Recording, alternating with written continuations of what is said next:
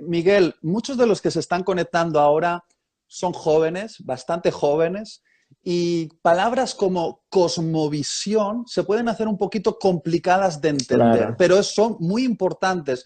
¿Podrías explicarnos qué significa tener una cosmovisión bíblica? ¿Qué significa este concepto? claro. Bueno, la idea o la palabra fue acuñada en alemán por Immanuel Kant, un filósofo muy conocido en la historia, y era una palabra, en alemán suena algo como así, Weltanschauung, y la palabra significa una visión del mundo y de la vida.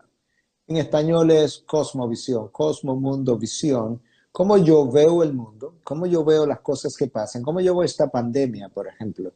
Pero también implica cómo yo reacciono, cómo yo vivo en ese mundo después de verlo de una cierta manera.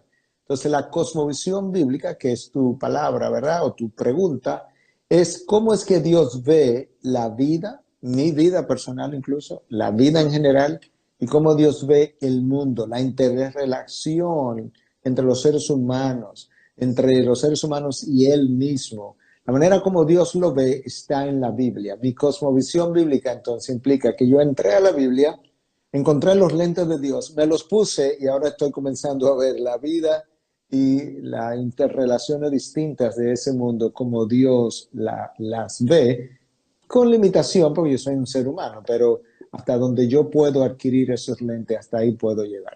¿De qué manera nuestra generación puede defenderse de este constante ataque a la mente que estamos viviendo a través de la cultura, de las maneras más sutiles? Porque a veces es abiertamente, pero otras veces es tan sutil como el mensaje que una serie te está transmitiendo acerca del modelo de la familia o acerca de lo que es el bien y el mal. Al final, con cosas tan ligeras como estas, uno se da cuenta de que nuestra generación está siendo totalmente bombardeada con ideas contrarias. Literalmente, yo creo que lo que el falso maestro, el maestro de la sociedad, las series de Netflix o cualquier otra cosa que están tratando de hacer es ganar acceso a tu mente.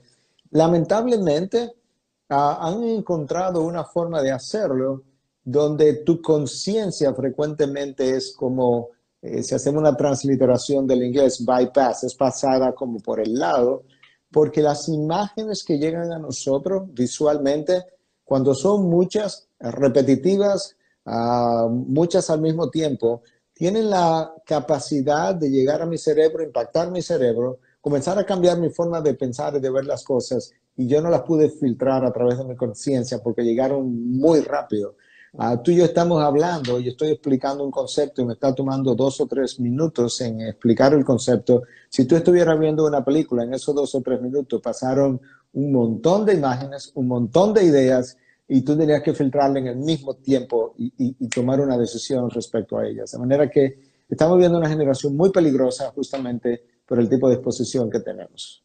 Y tengo que abordar esta pregunta y sé que tú vas a tener la maestría para contestarla, porque es una pregunta delicada.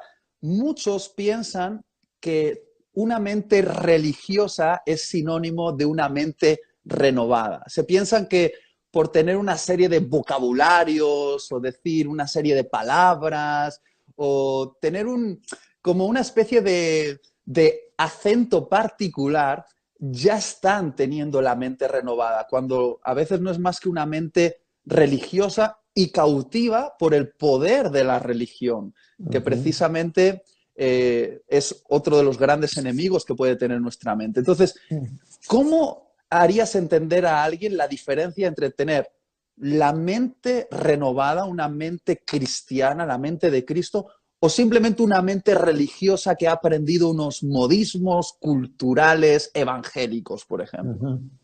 Bueno, yo de nuevo creo que es una muy buena pregunta. Una mente religiosa quizás recuerda muchos conceptos y aún historias bíblicas y versículos bíblicos y los regurgita, los repite, pero una mente renovada no solamente recuerda las verdades detrás de esos versículos, hay dos cosas también que esa mente bíblica tiene y que se diferencia de la mente religiosa. Número uno, conoce al Dios detrás de los versículos y detrás de las historias bíblicas.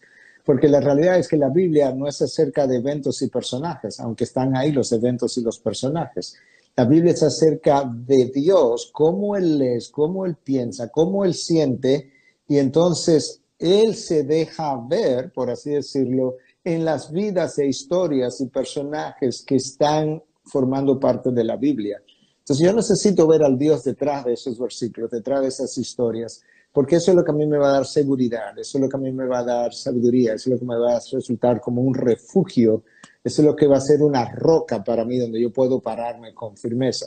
No los versículos, aunque necesito recordarlo, es el Dios detrás de los versículos. Por eso es que la Biblia es todo lo que es, porque Dios es todo lo que es. La Biblia es la revelación de la mente de Dios. Esa es la primera parte. Una mente renovada va a conocer ese Dios. Pero una mente renovada va a conocer también las implicaciones para mi vida práctica de los versículos, y no simplemente cómo Abraham reaccionó, cómo David reaccionó, cómo Daniel reaccionó. No, no.